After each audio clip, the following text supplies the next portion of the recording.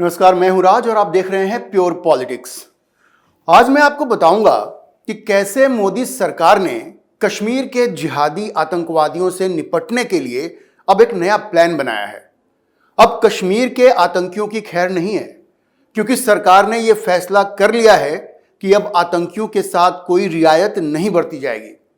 सरकार अब इस बात पर भी नजर रख रही है कि वो कौन से लोग हैं जो इन आतंकियों को प्रश्रय देते हैं और कैसे उनकी पहचान करके उनका भी इलाज किया जाए।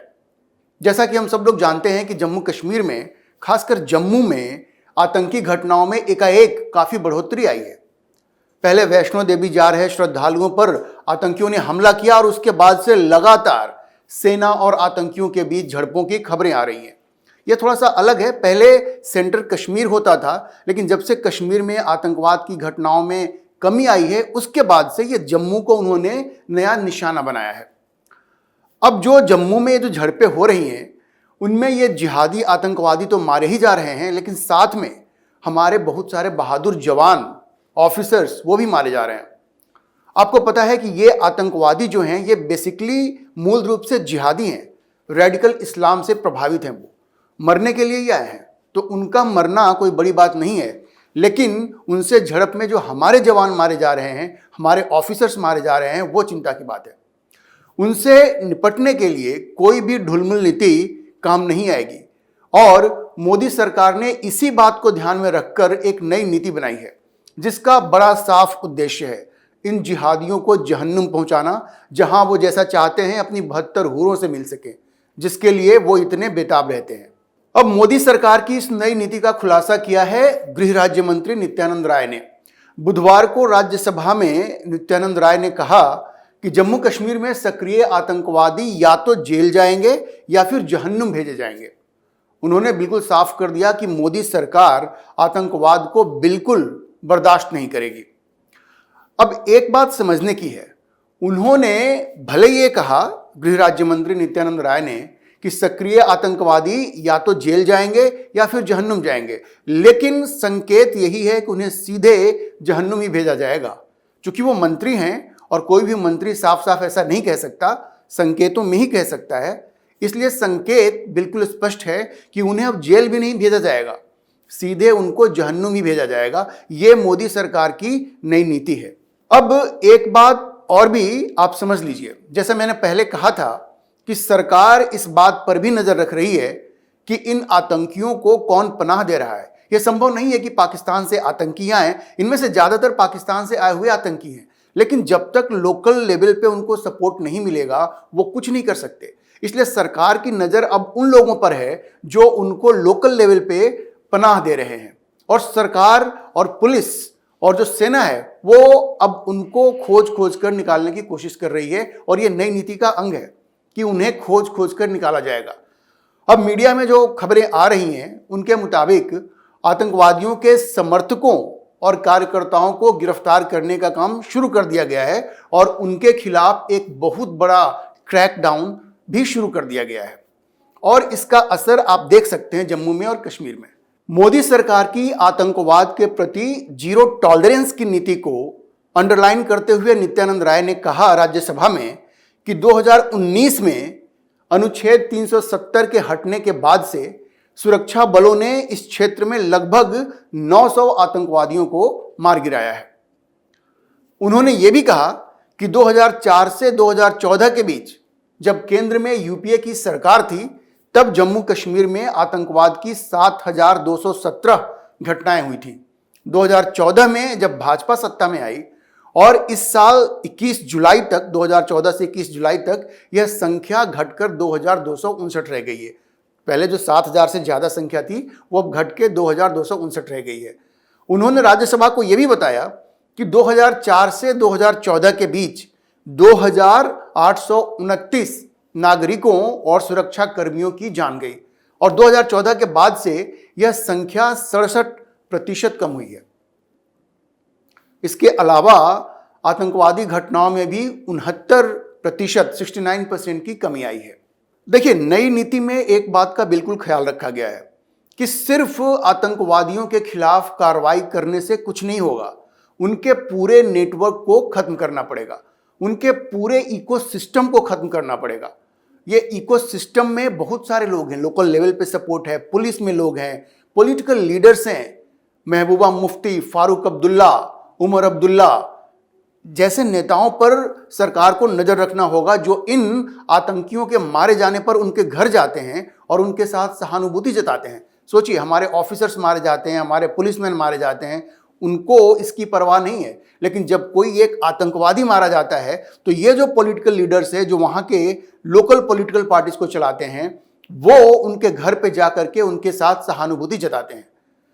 उन सरकारी कर्मचारियों पर भी नजर रखना होगा जो पुलिस में है, कोई बैंक में काम कर रहा है, लेकिन ये सब एक तरह से उन आतंकियों का जो इकोसिस्टम है उसमें शामिल हैं और वो उनके लिए काम करते हैं, उनके लिए सारी सुविधाएं मुहैया करवाते हैं। बहुत सारे ऐसे लोगों को आपने ध्यान दिया होगा कि सरकार ने बर्खास्त भी किया है पिछले कुछ समय में, और अब ये नीति और भी कड़ी होने जा रही है, टफ होने जा रही है और उन पे खास नजर रखा जाएगा। अभी हाल ही में जम्मू कश्मीर के डीजीपी आर स्वैन ने जिस तरह से खुलकर आतंकियों के इकोसिस्टम को अटैक किया, जिसमें राजनीतिक पार्टी और उनके नेता भी शामिल रहे हैं, उन्होंने दोनों को टारगेट किया, पॉलिटिकल पार्टीज को और पॉलिटिकल लीडर्स को। लेकिन जैसे उन्होंने टारगेट किया तो इकोसिस्टम में जैसे भूचाल आ गया, उनको बहुत तेज की मिर्ची लगी और वो एक तरह से बौखला गए। अब जो जम्मू कश्मीर के डीजीपी हैं, उन्होंने क्या कहा? उन्होंने कहा कि पाकिस्तान ने घाटी में तथाकथित मुख्य धारा, मेन स्ट्रीम या क्षेत्रीय राजनीति, लोकल पॉलिटिक्स की बदौलत नागरिक समाज के सभी महत्वपूर्ण पहलुओं में सफलतापूर्वक घुसपैठ की है। डीजीपी ने कहा कि वो सब जगह घुस गए हैं, चाहे वो सिविल सोसाइटी हो, पुलिस हो, बैंक हो, पॉलिटिशियंस हो, पॉलिटिकल पार्टीज हो, सब जगह घुस गए हैं। उन्होंने आगे कहा कि यह दिखाने के लिए पर्याप्त सबूत हैं कि कई लोगों ने खरगोश के साथ दौड़ने और शिकारी कुत्ते के साथ शिकार करने की कला सीख ली थी, जिससे आम आदमी और सुरक्षाकर्मी दोनों ही हैरान, भयभीत और भ्रमित हो गए थे। मतलब ये जो इकोसिस्टम है, इसमें शामिल जो लोग हैं, वो दोनों तरफ से गेम खेल रहे हैं, वो डबल क्रॉस कर रहे हैं। वो भारतीय सुरक्षा कर्मी जो है, जो सेना है, उनके साथ भी काम करते हैं और जो आतंकवादी हैं उनके साथ भी मिले हुए हैं। इनको कहते हैं कि हम उनकी खबर लाके आपको देंगे और उनके पास जाकर के इनकी खबर देते हैं। ये डबल क्रॉस वाला गेम वहां पे खेला जा रहा है और पैसे वो दोनों तरफ से कमाते हैं।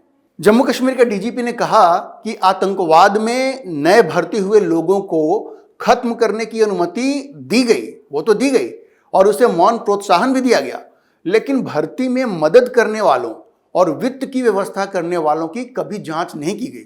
उन्होंने कहा कि भाई, आपने टेररिस्ट को मारने की इजाजत तो दी, लेकिन ये जो उनके सपोर्ट स्टाफ हैं, जो उनको सपोर्ट करते हैं, जो उनको पैसे उपलब्ध करवाते हैं, क्या आपने कभी उनकी जांच करवाई?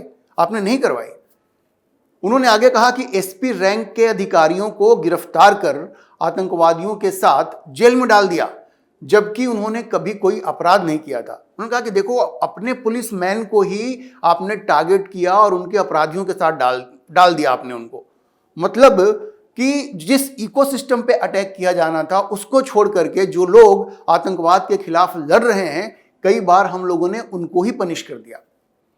अब जब डीजीपी ने ये सारी बातें कही तो ये आतंकियों का जो इकोसिस्टम है, उनके तन बदन में जैसे आग लग गई। अब पूर्व मुख्यमंत्री महबूबा मुफ्ती ने आर स्वैन को बर्खास्त करने की मांग कर डाली। उन्होंने कहा कि डीजीपी को हटाओ आप, क्योंकि वो पॉलिटिकल फिक्सर हैं। आप सोचिए कि महबूबा मुफ्ती एक डीजीपी को पॉलिटिकल फिक्सर कह रही हैं। अगर उनसे कोई पूछे कि भाई आपकी क्या स्थिति है, तो वो नहीं बता पाएंगे। आप जिस तरह से आतंकवादियों का समर्थन करती हैं, जिस तरह से आप बार बार भारत की सरकार को कहती हैं कि पाकिस्तान से बात करो, और सब कोई जानता है कि आतंकवादी तो पाकिस्तान ही भेज रहा है, तो पाकिस्तान से भारत की सरकार क्या बात करेगी। लेकिन पाकिस्तान से बातचीत की पैरवी करने वाली महबूबा मुफ्ती एक डीजीपी को कह रही है कि ये पॉलिटिकल फिक्सर है। अब जरा सुनिए कि आगे महबूबा मुफ्ती क्या कहती हैं। वो कहती हैं कि हमें यहाँ फिक्सर की जरूरत नहीं है, हमें डीजीपी की जरूरत है। कोई भी सांप्रदायिक आधार पर काम नहीं करता था, लेकिन आज यह सांप्रदायिक आधार पर किया जा रहा है। भ्रष्टाचार के आरोप में कर्मचारियों को बर्खास्त किया जा रहा है, उनमें से ज्यादातर बहुसंख्यक समुदाय से हैं। बहुसंख्यक समुदाय मतलब मुस्लिम है, जम्मू कश्मीर में मुस्लिम है, वो मेजॉरिटी में है। अब देखिए, ये जो सरकारी कर्मचारी हैं जिनको सरकार पहचान करके जिनको बर्खास्त कर रही है, क्योंकि वो लोग ये आतंकवादी जो हैं उनको वित्त फाइनेंस अवेलेबल करवाते थे, बाकी सपोर्ट अवेलेबल करवाते थे, तो सरकार अब क्या कर रही है, उनको चुन चुन करके बर्खास्त कर रही है। उससे भी महबूबा मुफ्ती को तकलीफ है। आप समझ सकते हैं कि इनकी सिंपैथी कहां पे है। भारत के साथ है, हमारी सुरक्षा कर्मियों के साथ है, या उन पाकिस्तानी आतंकवादियों के साथ है जो कश्मीर में घुसकर इस तरह की हिंसा की गतिविधियों को अंजाम दे रहे हैं, हमारे सुरक्षा कर्मियों पे हमला कर रहे हैं। अब देखिए, डीजीपी जो जम्मू कश्मीर के थे उनका निशाना बिल्कुल सही लगा था। अब ये तो वही बात हो गई कि चोर की दाढ़ी में तिनका, उन्होंने नाम लेकर के किसी को कुछ नहीं कहा था, लेकिन यह बात सीधे महबूबा मुफ्ती को लग गई। तो बिल्कुल स्पष्ट है कि महबूबा मुफ्ती भी उसी इकोसिस्टम की पार्ट हैं जिसकी चर्चा वो डीजीपी कर रहे थे। देखिए, पाकिस्तान से आए हुए जो आतंकी हैं, जो इस्लामी आतंकी हैं, जिहादी हैं, उनके खिलाफ उनको फोर्सिबली न्यूट्रलाइज करना, उनको जहन्नुम पहुंचाना, ये तो जरूरी है, जैसा कि गृह राज्य मंत्री ने कहा। लेकिन साथ में यह भी जरूरी है कि जो महबूबा मुफ्ती और उमर अब्दुल्ला, फारूक अब्दुल्ला जैसे पॉलिटिशियंस हैं जो हमेशा आतंकवादियों के साथ एक सिंपैथी रखते हैं, पाकिस्तान के साथ बातचीत की वकालत करते हैं, उनका भी कुछ इलाज किया जाए, उनका भी कोई रास्ता निकाला जाए कि ऐसे लोग इतने प्रभावशाली ना हो जाएं कि इनकी बदौलत ये जो आतंकवादी हैं वो जम्मू कश्मीर में इस तरह का तांडव मचाएं। सरकार को इसके लिए भी कोई रास्ता निकालना पड़ेगा। फिलहाल के लिए सरकार ने जो नीति बनाई है जम्मू कश्मीर में, वो बहुत स्पष्ट है कि आतंकियों को अब सीधे जहन्नुम पहुंचाया जाएगा, उनके साथ कोई रियायत नहीं की जाएगी। आज के लिए इतना ही। अगर आपको ये वीडियो पसंद आया हो तो आप इसे लाइक करें, शेयर करें और चैनल को सब्सक्राइब करना ना भूलें।